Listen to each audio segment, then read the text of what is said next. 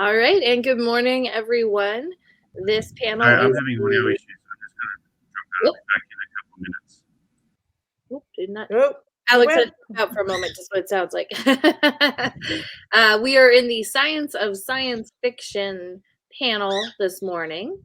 Our moderator is not here yet, so you guys are stuck with me again. Sorry about that. But in the meantime, we are going to let everyone take a moment to introduce themselves. So we will start with Xander.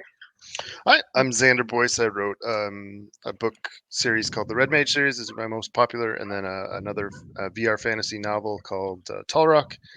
And I'm working on a book called Shooter. I Coast Guard veteran. I love science fiction and read a lot of the military grade science fiction stuff. So, yeah. All right, Dawn. I'm Dawn. I've written Protera Online and Space Seasons, which is like my more sci-fi story. I'm from the UK, so that's about me. If my bird shows up, he might be noisy, so I might mute myself, just so you know. Which is why I keep muting myself because my bird is being noisy. All right, JJ. I'm JJ Justin Ackernecht, and I write Homicidal Aliens Are Invading, and all I got is the stat menu. Right now I'm working on the sequel, which should be out February or sooner. And I actually just yesterday signed a 6-book deal with Podium, so that's very nice. Sweet. And I live in Wales, not too far from probably where I think Dawn is. Yeah. And but I'm American, hence the lack of a British accent. And I've lived abroad for a little over a decade.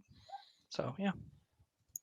All right. And we also have Alex Kozlowski joining us. However, he's having a little bit of a tech issue, so he's restarting his computer and will be jumping in shortly. Oh, see, perfect timing.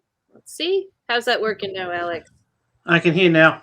Perfect. But we'll see if it stays. I Well, don't know what's happening. and you're right in time because we were ready for you to introduce yourself. Nope, it's still dropping out. Let me kill these. Hopefully, can you still hear me? Yes. This will just wake everyone else up in the house. Oh. So tell us about yourself, Alex. Oh, already. So I've got. I'm now an author, but I did a physics degree at uni, and then I was banker for a couple of years, and eventually I started writing. And my current series is not sci-fi, but I've got a future series that will be, which I'm very excited by.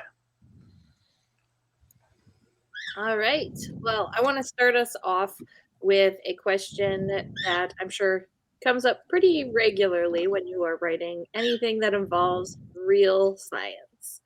So, when you are writing things that involve real and proven science, how much research goes into that?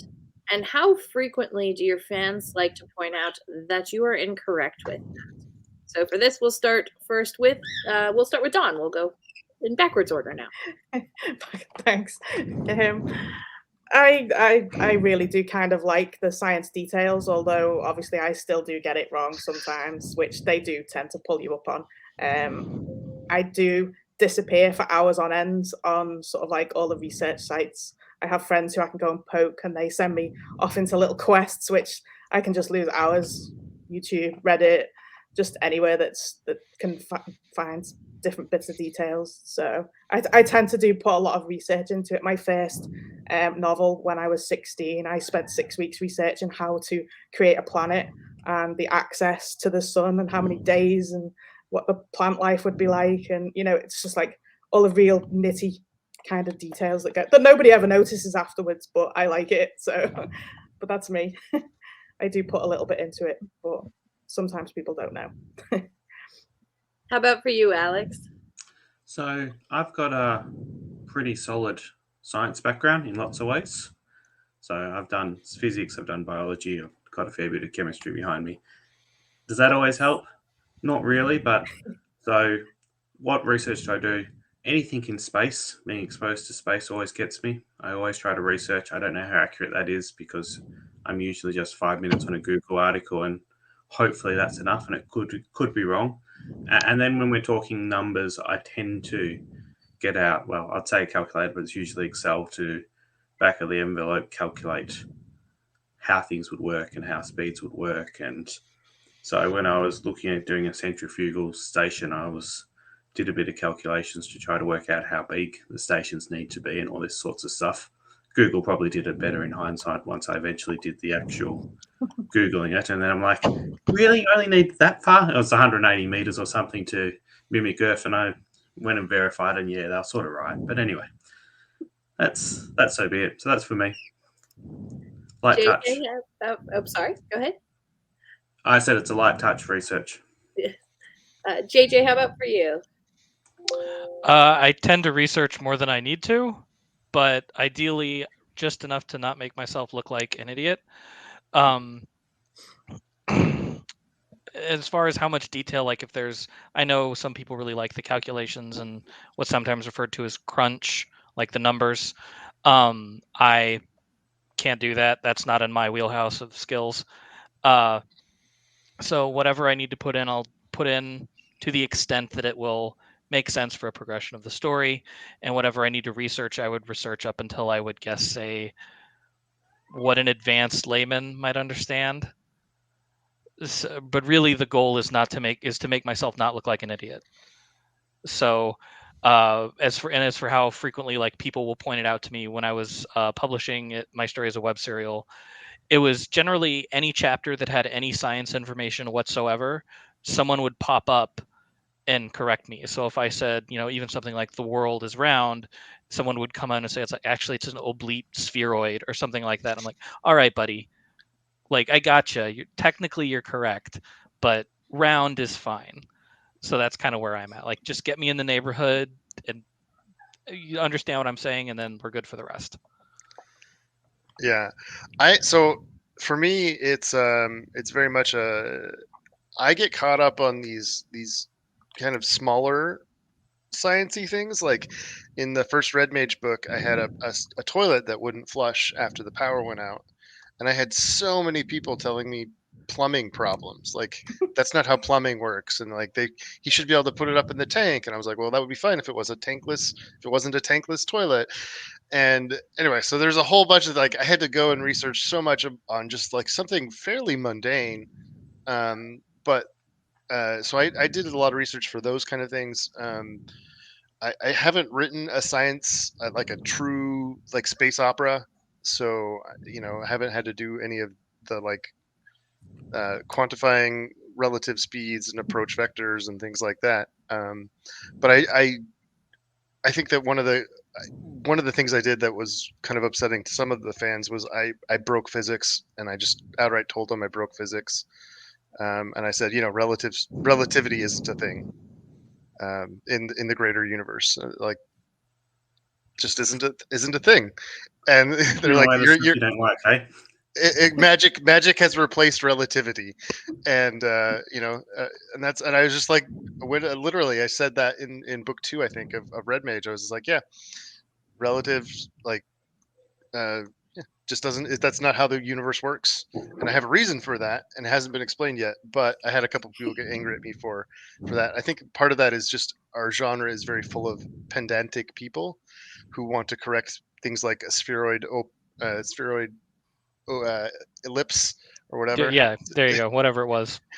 But yeah, so I think it's you can do it as long as you're willing to take that sufficiently advanced magic line from Arthur C. Clarke and say, this is just magic, not bad science. All right, we have Patera online. What inspired you to write a desert type lit RPG? I think because there's just not a lot of certain elements in stories that I'd seen, and I just wanted my dragons, my Tamal, to actually be like desert based, and the quest that Achille actually goes on in the 4th book is she actually goes looking for dragon poop, which is like magical. It's like a magical sort of like thing that they use to put as barriers around the cities, which keeps the dragons away. and I wanted it to be all desert based, so it kind of looks like glass, obviously like sand and things like that. That's kind of like where Protera came from. So kind of a little bit of science. So how difficult is it to combine science and fantasy together to make it into a lit RPG? And this time we'll start with Xander. I think that it is as easy as you want it to be. You can go and make it very science heavy, and you can go and do those calculations and those other things, or you can just hand wave it and say, "This is magic." You don't need to worry about it. Most readers will buy into that. Some readers will be like, "Oh, you can't do that," or they'll want the nitty gritty. But it kind of depends on your audience. But for lit RPG, it's as easy as you want it to be, and as difficult as you want it to be. You can kind of make that decision yourself, and as long as you're doing it in a consistent manner, people will be fine. How about for you, JJ? Kind of agree with Xander. It also it just depends on how much you want to get into it. You can have your fantasy elements completely break your science elements, or vice versa. I think personally it's a little more interesting when you've got a little bit of science in your fantasy and a little bit of fantasy in your science. So maybe your fantasy doesn't necessarily break the rules of physics, it just kind of goes around them. So instead of like something like the law of conservation of matter, which is where you can't just completely destroy or completely create something out of nothing, but maybe with magic you can kind of create most of something out of a little bit of something else, instead of just poof, there's a thing. And stuff like what do you call it, faster than light travel, where it's like, okay, maybe you like the faster you get towards the speed of light, the slower time runs or whatever. But with fantasy, you can kind of get around that. Or you've got some magic thing to help you kind of not break physics, but you can kind of soften how they're affecting the world around you. Alex, what are your thoughts on it? So same point. Magic solves everything. If you're using magic, you can do whatever you want. Yeah. Back to the question, if you weren't using magic, sci-fi lit RPG, I think, becomes really, really, really difficult. You're sort of I would think stuck. You're sort of stuck in the solar system effectively, and even if you're moving, you're almost stuck on a planet, because if you're moving between planets, you're looking at days at best, probably weeks or months to get from point A to B. And that's even assuming that you've got fusion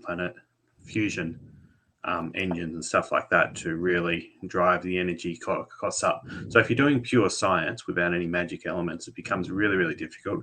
And if you're doing lit RPG and pure science fiction, it becomes even harder, because you need the interface. And why do you have an interface? And so adding in, everyone goes to nanobots. Seems to be the solution, both in pure magic fantasy and science fiction fantasy, lit RPG, because nanobots is in your head, and you create a nice little screen that you can then read and do stuff. But it becomes really, really difficult around the hard realities within the solar system, within moving between planets, to do sci-fi without that magic element. And there are solutions. You do a warp drive or whatever, but you need something to break it, and how far you break it depends. And it's really difficult to get the system going. So on the new one that I was doing, I had to rewrite a couple of times, because getting the lit RPG into that harder science fiction style framework was really, really, really difficult. I did find that quantity with space seasons, because there's a lot of actual space travel in spaceships between different planets, and I had to kind of really balance it with, obviously you can't spend months and months in space, because it's just going to be really repetitive and boring. So I had to kind of space my time jumps in the actual story, so that it's like a 7-month trip, but it actually only takes like a couple of weeks to actually get through in the book, because like Alex says, it gets very, very complicated, and there's an element of magic that does work through the system, but obviously you still want to try and keep some science elements and reality to it, so that it's not just like instant travel, because that would just be far too easy. So this next one ties in a bit with that. What do you say to people who don't think time travel deserves to be in sci-fi? And Dawn, when you're done with sipping your drink, we will start with you. 'Cause I'm like, I was I trying to hide there, It's like nobody else so thinks I wait that. until people have food in their mouth to ask them questions. That's just how we're taught. I personally don't. I've never really come across anyone that starts getting really antsy about time travel and sci-fi, so I can't really argue the case with that. A lot of time travel, as far as I'm concerned, should involve sci-fi because you have to kind of either build the machine or, you've got that kind of maybe a magical element to it. But it just depends on the world that you're going to create at the end of the day. If you go in real hard science, then perhaps, time travel's never going to happen, is it? So who knows? It is, to me, it's a little bit more fantasy than sci-fi, but there you go. And my bird's off in the background. Sorry. I'll mute myself. Good morning, Bobby. Alex, how about for you with time travel? So time travel in many ways is about as probable as faster than light travel. So if you've got one, why can't you do the other? So at the moment you're doing any sort of sci-fi, you're usually breaking the rules of physics, unless your science fiction fantasy is based in the solar system and set in 1,000 years' time when we've set up the infrastructure. You're going to be breaking rules of science. You almost have to in order to get a fast-paced narrative. And in that case, time travel is fine.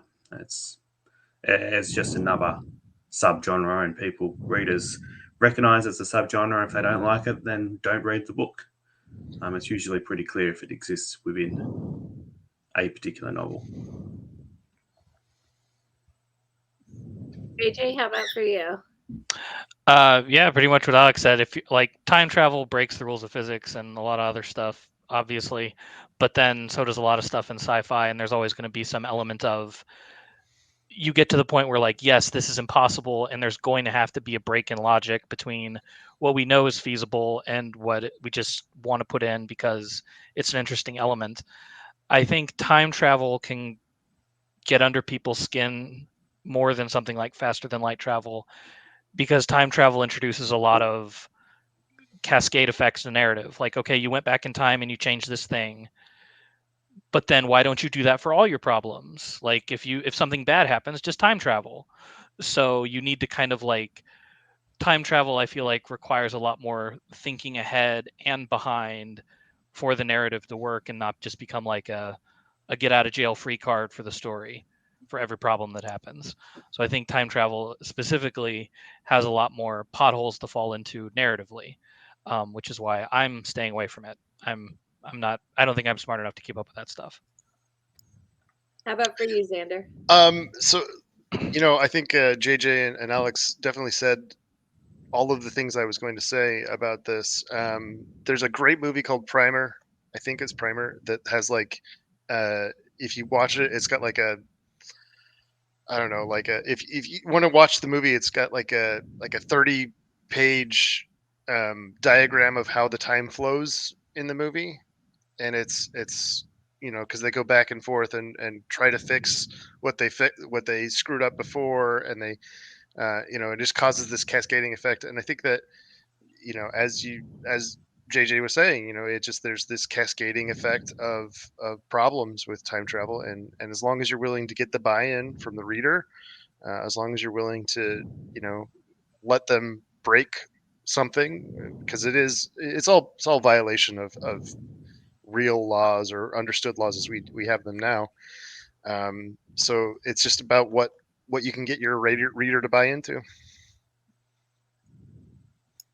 All right, we've got another great question here from Kyle.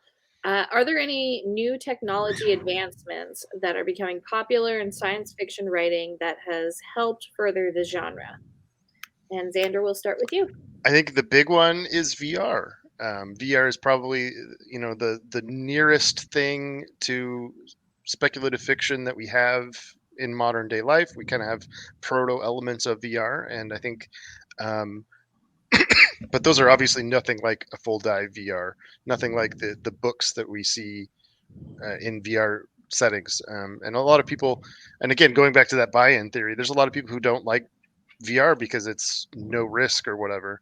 But VR, I think, is one of those things that really helps us because it's a way of having a modern day character in a fantasy setting without, portal fantasy or taking them out of the world completely. They can just kind of take part of themselves over to another world where we can do whatever we want and change the rules. JJ, same question. Yeah, the first thing I thought of was VR, particularly for our genre, where virtual reality is such a prominent feature in so many stories. Like Dawn Winter Harvest, I think, takes place in VR. Technically, yeah. Both of them do Pateras as well. That's actually VR, which I try to sort of describe a bit, but like you say, some people don't like it, so they avoid it because of especially with the online being in the title as well. Everyone avoids that now, which that's how it was when I started. So yeah, so like as VR develops as something people can actually buy and have in their living room, I don't know. Like Dawn said, some people just see online and they just avoid it or whatever. But I think it'll change how it's represented in stories now that it's actually a thing people can get their hands on pretty reliably. Yeah, I don't know how to answer this question because it is very much there's a big leap between, I guess, modern day technology and anything in our genre and anything else. Yeah, VR's an answer. I was trying to think if there's something else. Maybe the subatomic particles and the fact that people know that things like neutrinos exist, but they don't actually know what they do, and up and down quarks and all this sort of stuff that people sort of have in their background. And so you can sort of take that and say, well, if we turn this into matter, then you can get some funny effects. So maybe that sort of stuff will start playing into it. But just, I guess it's the understanding that there's a lot that's unknown gives you a little bit more flexibility, as opposed to anything we actually have. And stuff like a phone, if you think about a modern day phone versus where things were 10, 20 years ago, the jump that's occurred in that period of time is extraordinary. And so you can sort of imagine extra stuff happening because everyone's seen such a huge progress over an extended period of time. Dawn? Did you have anything to add to that? No, not really. Like I said, VR is kind of like the biggest kind of thing that we sort of the genre is always it's always had in it. That's how a lot of people, or even just like technology where like transferring brains across galaxies, I think that's about as far as I think that goes. So that's all I can say, really. So I know we touched on this a bit earlier. I'm going to put this question up here from Jay Baraz.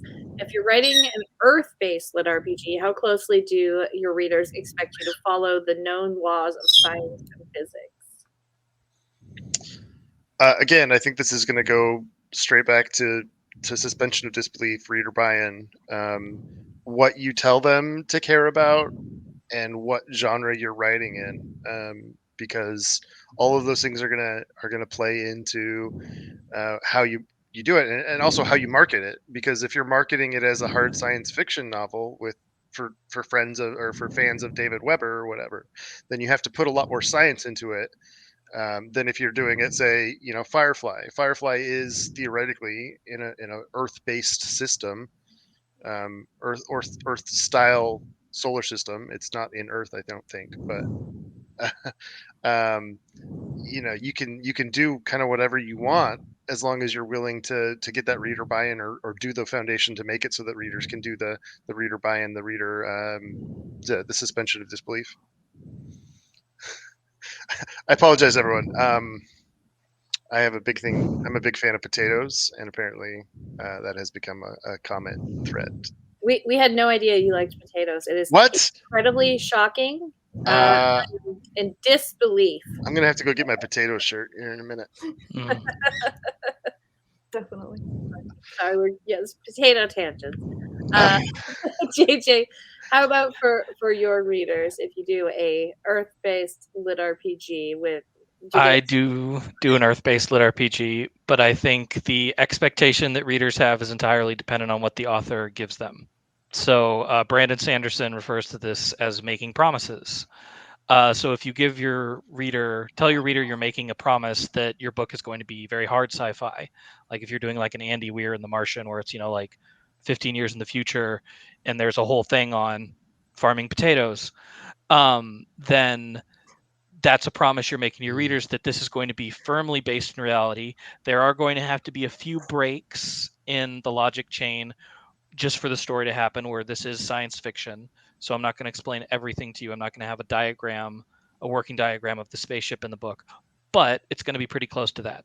Versus where I think what a lot of lit RPG authors do is where it's like, okay, there is some science fiction elements involved, but it's going to be pretty soft.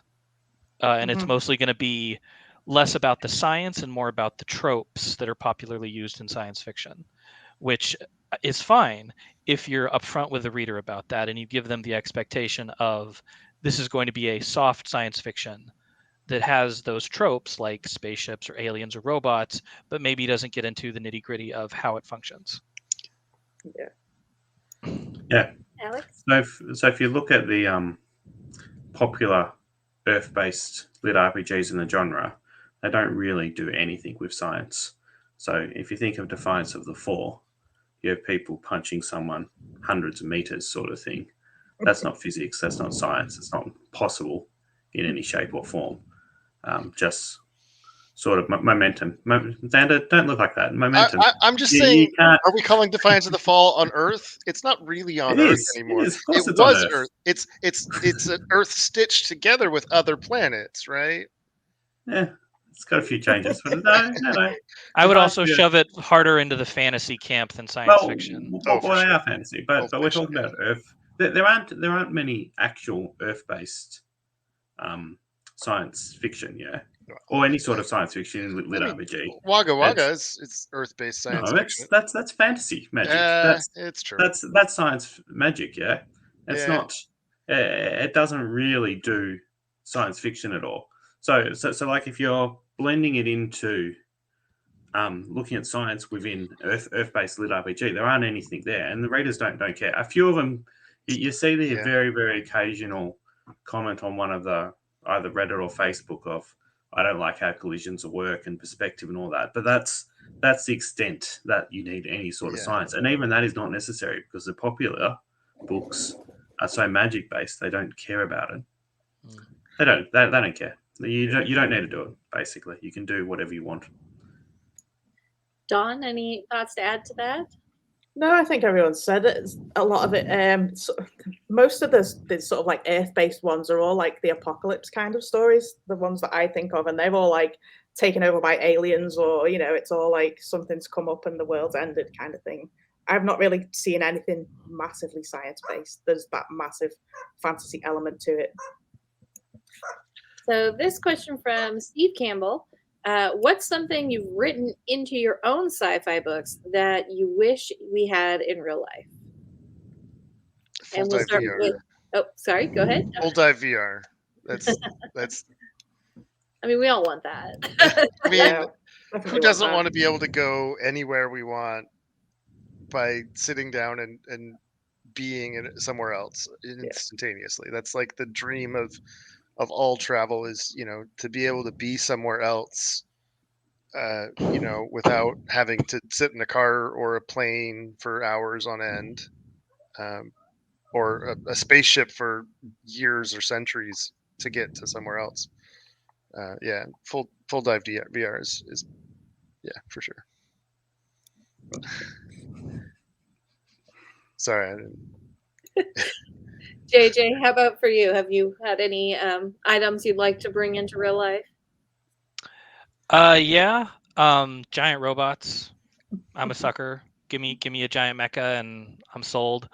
That would be a big one. I know they're not practical. I don't care.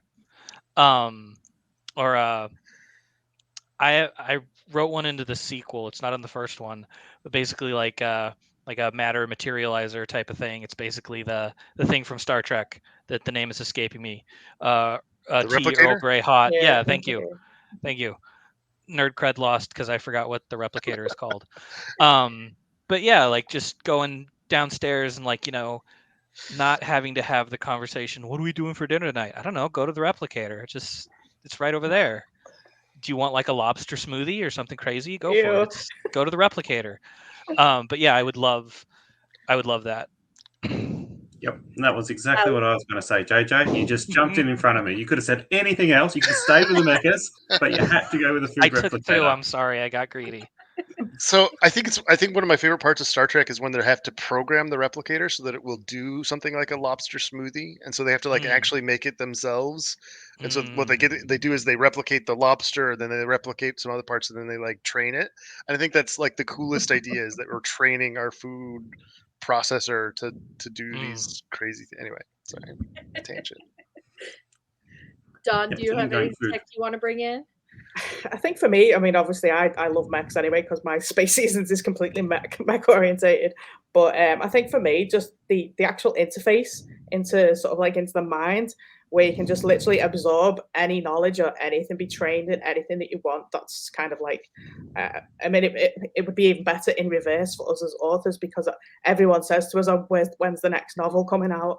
And it's like I just literally would love it to just download from my brain right to them, that kind of thing. It's just The I like, know kung fu thing. yeah, exactly. Just well, the Matrix did that, didn't it? It's just like Yeah. completely.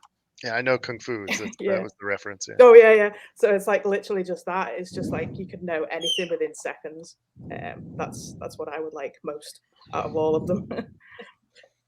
I would gladly take that. Definitely. Also, I'm gonna jump right back in there. Oh. The other thing I want is like the medical technology Oh, to yeah. make it so that I'm not broken Yeah. all the time. Like, Cybernetics would be literally. pretty neat. I would take a back to tank. Yeah. There you go. Just a new back or some new legs would do. just like, fix some of the things that are broken with me. Yeah. That'd be That's nice. a little device from the Orville. It looks like you're scanning your groceries at the store, and like all of a sudden, oh, everything's healed. You're good, or let's regrow your leg. Oh yeah. Fine. Yeah, I would love those. All right, from Kyle, we have, what do you say to those who would like to combine Victorian era books with sci-fi to modernize these older books? I am gonna leave that one. We'll start with you, Don, on this one. I'm kind of baffled by the question. I mean, it's kind of like if I think of I never read like historical fiction. I've only had I think I beta read one and I did one proof as audio for a lady, and it's totally not my thing because history and sort of like research, researching and all that is just like that's really complicated. I mean, I can see how science would, even just like a mobile phone to somebody in that area would be massive. So you've got so much to do. It'd blow my brain. Yeah, isn't this just steampunk? Isn't that just Well- what steampunk is? Is Victorian era with science fiction? Well, Yeah, I'm it wondering kind if of it's is. I'm wondering if it's saying steampunk or if it's saying would you take a Victorian story like something like Pride and Prejudice or whatever and And put it in, like- upscale it Put to in, like the That's what I year was thinking. space the year zombies or something? 2200. Yeah, so Yeah. like Pride and Prejudice in space where Mr. Darcy is, a Vulcan and he missed his pawn far and that's why he's so grumpy or whatever. I've got enough of my own ideas. I don't need to borrow from elsewhere. No. And I mean, I do writing love- romance would probably get criticized. So I do might stay away from love that. yeah, I do love a lot of these retellings that we're getting these year. Like my sister is a big fan of these the fairy tale retellings. So you saw like Cinderella with I can't remember what it was, but she's got like the steampunk shoe on the Mm. cover. Oh, I think I've seen it. That they're doing really well. It's a great genre if you want to do that. I think it's just not the genre that any of us have chosen to write in. Yeah. So yeah, I definitely have too many ideas of my own to try to Yeah. There's not a lot of actually, even if you look at steampunk itself, there's just literally not a lot of it in the genre. I think there's only two that I know of. Um, Elson Sleet did his Age of Victoria, yeah, and then what's the other one that you were thinking of, Don? Blaise Corvin has one. Oh, okay. And Steampunk. It's not Steampunk Alley. It's I can't think of the name of the author. Oh yeah, Steampunk Alley is another I think one. that is, yeah. They're the only few that I kind of know in that area of the genre. But Steampunk Alley. That was. I can't think who the author is. I'm really sorry Anyway. if he's listening. So, aside from your own, what's your favorite sci-fi? And we'll start with Sander. Oh gosh. This is a loaded question. I don't like you, Steve. Book or movie? So I'm gonna go with like historically, probably my like growing up. Cinder, sorry, thanks, Kyle. My growing up influences for science fiction were Star Wars and Ender's Game, and those two books and movies were kind of like the foundation for my love of science fiction and my love of space travel, things like that. And I read them at a fairly young age, and they're not my favorite anymore, but they have such a formative place in my psyche that I have to kind of give it to them. Ender's Game's still my favorite book of all time. Yeah, definitely. Same here. Yeah.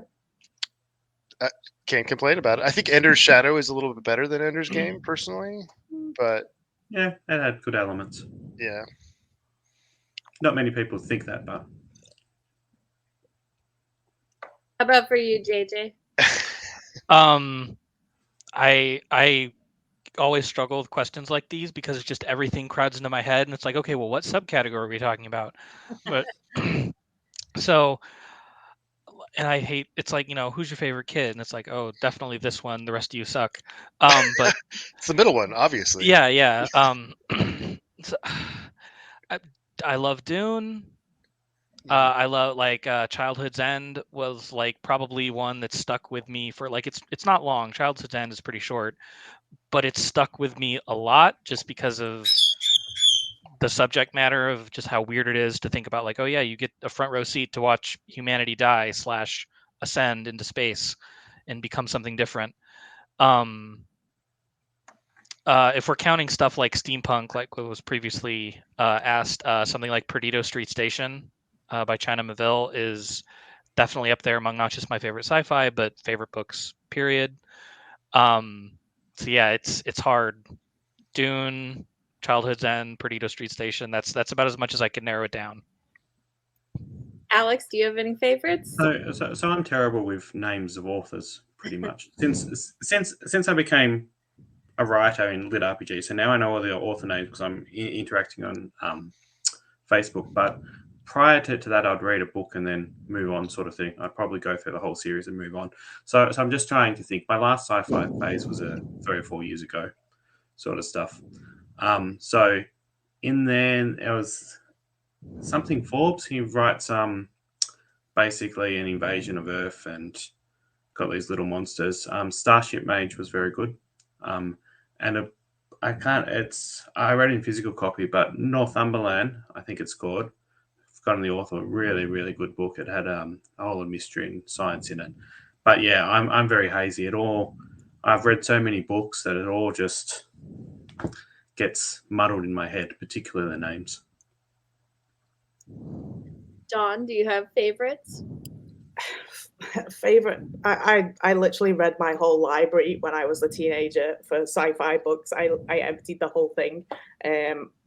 Ian Banks, Frank Herbert with Dune is one of my favorites. Orson Scott Card, Hyperion, just like the really sort of like 70s, 80s sci-fi. For movies, Battlestar Galactica, you can't beat. I mean, I could literally just talk about. You saying the movie of Battlestar Galactica? Well, the original series I started with, obviously as a kid. Oh gosh! And that was just like, I mean, obviously I love motorbikes as well, so it's like the motorbike side of Battlestar Galactica when they first come to Earth got me. But there's just like so much. I mean, all sort of like. There's just not now any sci-fi TV shows or films that go back to that kind of era. I think a lot of it is lost. because series used to like go on forever, and they'd have that length to them where you could really get really invested in shows. Whereas now, if you think, I think probably Expanse is probably about Well, the most decent sort of recent one, but they've still not got the length of some of the others that I kind of grew up with and loved. isn't Yeah. Expanse on like book 12? Yeah, books, not TV shows Oh, kind yeah, of thing. TV But show, yeah, yeah. it's the books are just. I mean, there is some really good sci-fi series out there that. Yeah. 1980. No, it wasn't. It was. I'm gonna agree. I'm gonna agree. The 1980s Battlestar was just not. I mean, if you think about it now, definitely you're gonna. Well, You're still gonna maybe it just cringe. hasn't aged well. I didn't watch it Yeah, as a I don't kid, think so it any of hasn't it did. aged well. Actually, I wanted to talk about new sci-fi. Elliot Kay, probably about I don't know, 10 years ago, put out Poor Man's Fight. Oh, 7 years ago, which Yeah. was a fantastic science fiction space opera. That was kind of my new one, or one of my favorite recent things that's come out. And then there's It Aged Like Milk. 3 weeks and it's done. So yeah, Poor Man's Fight, and then also Rich Man's War, or Old Man's War is another one that's very Scalzi, similar. That's really Yeah. good. Yeah. That did Scalzi's definitely one of the best writers. Oh yeah. that did just some fantastic. And then obviously JJ talked about it earlier today when he talked about Mars. Oh gosh, the The Martian. Martian. The Martian Andy Weir. was Yeah. fantastic, and Andy Weir's got his other Hail Mary. Hail Mary. Yeah, which is also I fantastic. haven't got to it yet, which I really need to. Oh, it's great.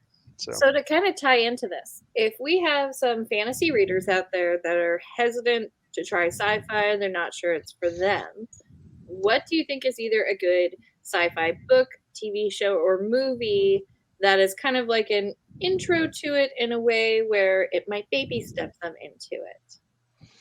And we'll start. I'm going to totally mix it up this time, and we're going to say, Alex, let's have you go first.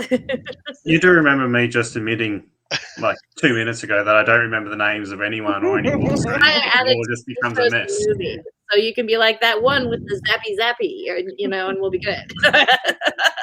I don't know what would be a good, like, my general view is that if you like fantasy, you're probably going to like sci-fi. I see them as being very similar. Like they're both escape from reality. They're both interesting. Yeah, but I don't know enough names. If I had the book in front of me, no, I can't do it, JD. It's not gonna work. I'm gonna pass. I'd go with iRobot, me, because obviously a lot of people might have read like the original story. I was gonna say a book or movie. Well, both, because the original story was like it's only short, and obviously the movie's really sort of like, I don't think it's anything that anybody could kind of think is false, because that's the way a lot of people would look at how robots could and how they would kind of take over. It's like everybody thinks androids are going to eventually, become sentient, and I think that would be the best one to start with, either story or movie. And I just like Will Smith anyway, so. How about for you, JJ? I guess it would depend on why they would have avoided sci-fi up until this point. Because I mean, I know some people maybe have like a pretty narrow view of like what science fiction can be like. Oh, it has to have aliens, or it has to have robots, or it has to be in the far future, or whatever. And so like if somebody was saying like, oh, I haven't gotten into science fiction because they think all science fiction is like Star Trek, and they think it's people having like conversations in a boardroom about like the warp core breaking down and we need the gizmo to fix the gadget or something like that, and be like, okay, no, there's plenty of sci-fi that's not like that. We can watch something like it's TV series, like we can watch Quantum Leap. We can watch Quantum Leap. That's more about like the emotional like ramifications of something like time travel. It's a very like it's less intellectual, and I mean it has those elements to it, but it's a lot of like emotion and like feeling in Scott Bakula, like crying a They're couple doing a times an remake as episode or well, something. aren't they? I think. There is. That would be the Yeah, I've other not seen reason that, why it yeah. popped up, was because they've started remaking it. I haven't seen it yet, so I can't No, comment on the me remake. neither. But I loved the original. Yeah. Or if they think science fiction always has to be this very like slow paced, methodical, it's like, well, no, it can be scary. Let's watch Alien, or we could watch Terminator. Good action movie there. So some of the people I've talked to that have not liked sci-fi, it's because they have this misconception that it's all very like, you have to have at least a bachelor's degree in some kind of field to know what half the characters are talking about most of the time. It's like, no. You don't have to do that. Yes, Trek is technical, Wars is action, and I would also argue that Wars is science fantasy and not science fiction, which is fine. There's nothing wrong with science fantasy. I write science fantasy, but I do think the distinction is important, especially if you're making recommendations to people. Yeah, I don't have a really good answer for this because, like JJ says, it's going to be dependent on why they haven't read it. Because at this point, if you haven't read science, or if you haven't experienced science fiction, you've been purposefully avoiding it. I feel like, unless you're a very small child or something like that. As far as like people that have experienced science fiction and haven't liked it, I would probably say Orville is your good tie-in, Yeah. because That's a good one. It's Orville good. is a great combination of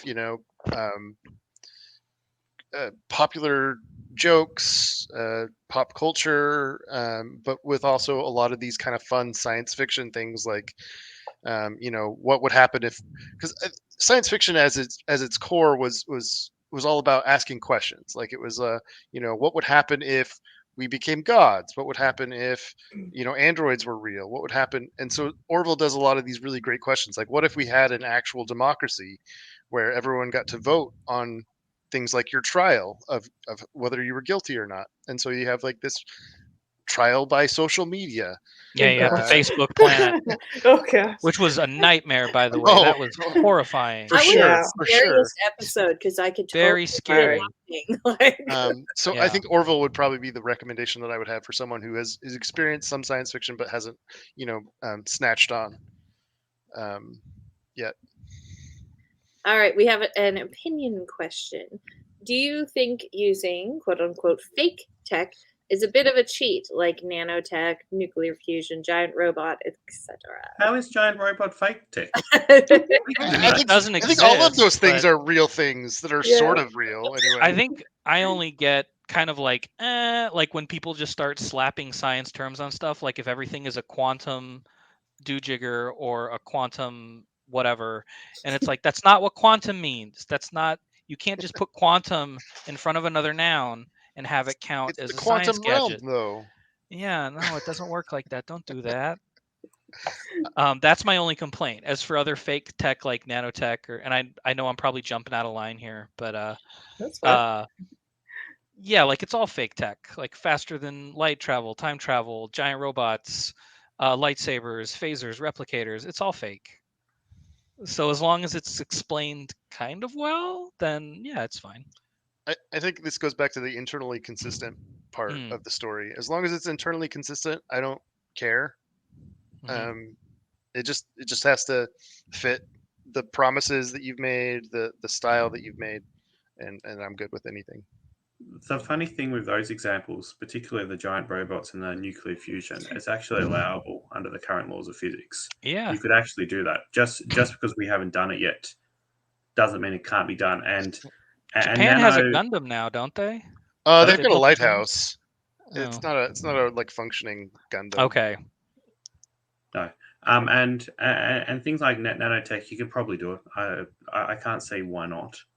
Just you can see like a computer and a bit of networking. You could probably create nanotech that actually functions. It isn't a huge jump.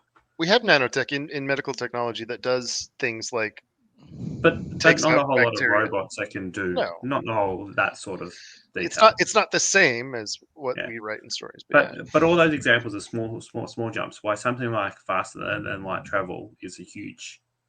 It's a huge shift. Like there's a difference between stuff that's almost reachable and possible, versus just needs more development versus leap of faith sort of stuff. Even the food replicator, that's not.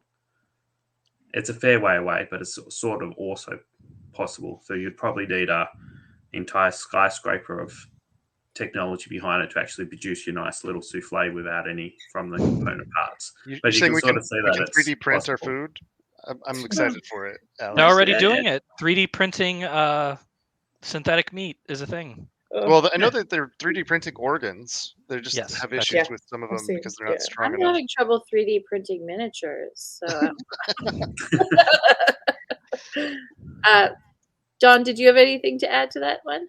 No, not really, because I write all of it. So it's like I use all of them in my stories. So it's just something that I set up right from the start. So people expect that kind of sci-fi fantasy from me. So We had another one having to do with Earth, but specifically for Lit RPG. So, with sci-fi into Lit RPG, do you as authors prefer to use an Earth-based story or an alternate world so you don't have to use actual Earth locations?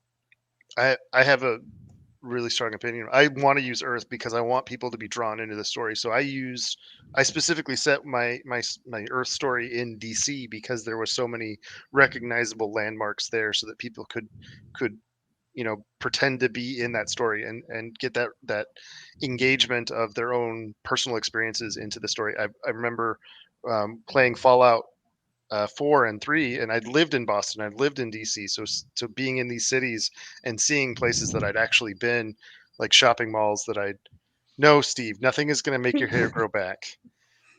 Nothing. nothing. I love you, but it's No. just gone. It's just gone. That's just how it is. So yeah, I think putting it places where people can recognize it is only going to draw readers into your story more. I agree, and all my stuff is Earth based. So, Dawn, your stuff's more online, but Yeah, the I rest mean, of us are all. I mean, I do have scenes in Protera that obviously kind of show that they're Earth, but I didn't go into where, because obviously being in the UK, it kind of would, as far as I was concerned, it would alienate people because not most of the readership is from the States, so they don't kind of know the little villages and things around where I live. So I kind of left that side completely ambiguous. So I tended to just use other planets and other locations for my stuff. Who knows in the future what I'll do. So And JJ, you said yours also take place on Earth. Is that a Yes. similar opinion to that? Yeah, I would say I'm with Xander on this. It does it's kind of nice to see familiar places in your sci-fi, especially if you have a lot of crazy elements going on. Then I feel like it also helps saves you ground the thinking. rest of it. You don't have to think if you use Earth. You can just describe something that's already there. Why, if you're creating your own unique things, you have to do extra world building. It's cheating if you. Now, I love my world building, and I think it's a lot of fun. So, I actually find it easier to world build a completely new place. Whereas, when I was writing my first book, I probably spent like 2 weeks looking at Brooklyn because I've never been to New York, but for some reason I wanted to have some things happen there. It's like, oh my God, I'm going to have to go through Brooklyn. And I called 2 of my friends who lived there and I'm like, look, I just have a lot of weird questions for you. I'm going to need you to answer about Brooklyn. And yeah, so I think it's. Exist? Say again? Does a coffee shop exist? Yeah. So I think writing Lit RPG on Earth can be helpful for grounding the story in reality and having it have a stronger connection to people.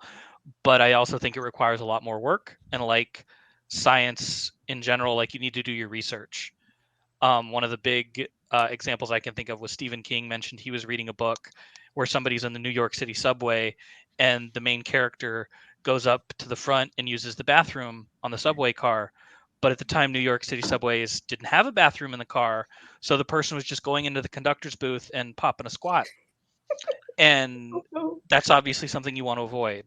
Yeah. So you do need to do more research if you're going to base it on Earth and in real places. Does the subway actually have bathrooms anywhere? I've never been on a train that has. Anyway, I mean, people use it to do. We have trains that have bathrooms on, but not subways, not like London and Complete Yeah. spoiler. Yeah, I the- haven't the seen one in underground. I any of the haven't subways seen it. I've been in. Yeah. Like in the cars themselves, like in the stations, yes. Yes. There'll And be even a, then, you don't want to go in those. No. no, yeah, those are dangerous places. So we've got about enough time for one more question. So this one is, if you were going to give lit RPG sci-fi advice to a new author, what's the one singular element you would advise them to use in their story? And we will start with Dawn. It really depends on the story you want to build, because you can put any elements in that you want. I would say just not to be too complicated with it, because you're going to really regret it. Keep your science really, don't really basic. Don't start delving really down the deep rabbit holes. Because if you do make one mistake, they will literally never forgive you for it, especially if it's advertised as hard sci-fi. If you've got a complete, background in whatever you're doing, then fine, you can put as much tech into it as you want. But I'd keep it kind of basic. Follow the tropes, basically. We've all got tropes in sci-fi, same as with fantasy, and stick to them really. Read as much as you can in the genre, sci-fi itself, to then transfer to lit RPG. Play sci-fi games, How about for you, Alex? I think it's almost too hard for a new author to start in sci-fi lit RPG. Yeah. I think there one there isn't the market. Two, there isn't any tropes really where you've got the solid lit RPG, and it is hard. It is really hard to get to combine the system elements with the science fiction style things. You can do it, but because there's a little lesser market to get that breakthrough, you sort of need to be an extra tier above what you're going to need if you go into fantasy. So it's hard to say, because I want good sci-fi lit RPG, but it would be difficult to break in at the moment. There's And not a lot of it. no, there's not a lot of it, There's not a and there's lot of probably a reason why there's not a lot of it. Yeah, I would hesitate, and if you're dead set on doing it, you really need to put a hell of a lot of work in how the system's going to integrate with the storyline, because it's not as simple as you think it is. So if you've got this outside gods giving you a system, or a wave of nano robots coming in and inserting the system and turning everything into magic, it's all integrated nicely. If you're trying to do it with that scientific feel, it's just more difficult in my mind. And I think that's borne out by the lack of penetration of that sci-fi within the overall lit RPG communities, because it's just harder to get it right. JJ, do you have Yeah, whatever one interests them the most. Like that's beat ya. Just because it's such an open, like there's not a silver bullet for any genre. It's like, No. okay, if you're gonna write fantasy, you gotta have this. It's like, no, it's whatever is the thing that a new author would be most passionate about seeing. Like, what have you not seen that you would like to in a book? Like, obviously there's nothing new under the sun, but something is missing. Like, there's always some new way to interpret a similar idea. So what's an idea that a new author is passionate about, not just interested in, but they really would love to see in their own way?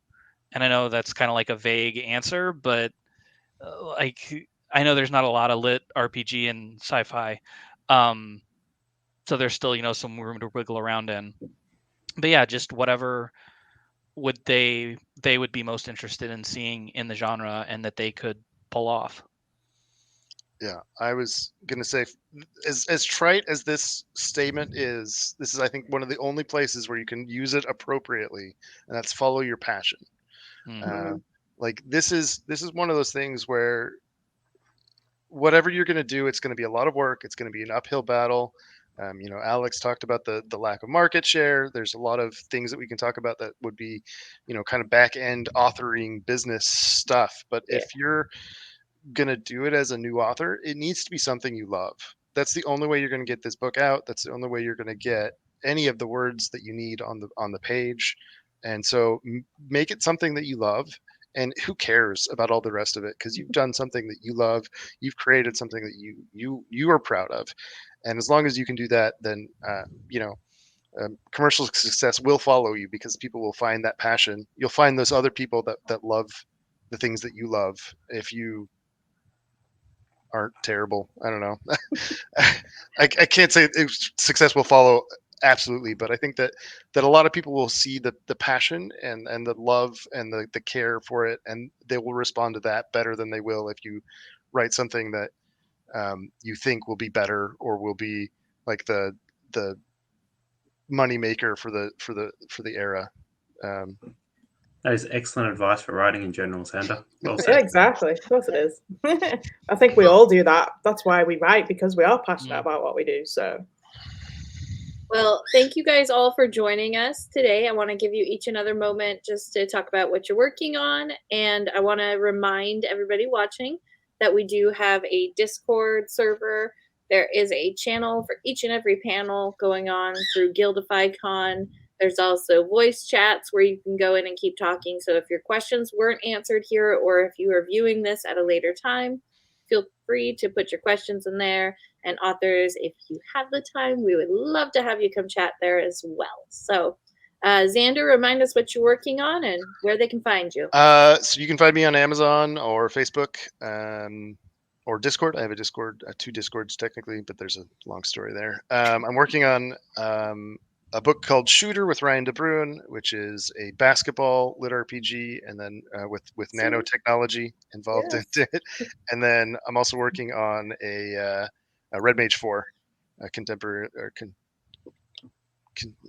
at the same time, simultaneously. That's the word. Words hard, mouth words bad. Anyway, JJ? My book, The Homicidal Aliens Are Invading, and All I Got Is the Stat Menu, just came out in September. The sequel should be coming out in January, February, hopefully. And the audiobook should be coming out sometime next year from Podium. People can find me on Amazon, on Twitter. I'm at JJ Ackernecht, just my name on screen, but without the periods and the spaces. Thank you so much, Geneva, for stepping in at the last minute and moderating, and all the lovely Facebook people who've informed us about potatoes and their hair situation. Alex? So I'm continuing the Alpha Physics universe, but I've also got a sci-fi time travel. Well, it's a Reborn that's coming out in March through Atheon, which I think is really cool because I think yes, there's magical stuff in it, but it's mainly sci-fi as opposed to magic science. It's more science fiction. But yeah, hopefully that will be good. I'm excited for it. Dawn? And Dawn? Yep. For me, I did take a little bit of a break from actually publishing, but I have been working in the background. So I think you'll experience and hopefully have a good time next year, because just expect some nice new books from me. Hey. That's about it. There's always a sinister ulterior motive, Steve. Well, thank you all again. Jay Baraz, I will hunt you down for calling me ma'am. You know it. I'm going to contact your wife. You will be in pain. Thank you guys. And it was a pleasure getting to step in and chat with all of you. And later today, we have many more panels to come. So looking forward to seeing all of you again throughout the rest of the week. Yeah, thanks, guys. It was great. Have a good one. Thank you so much. Have a great day. Thank you. Bye-bye. Bye.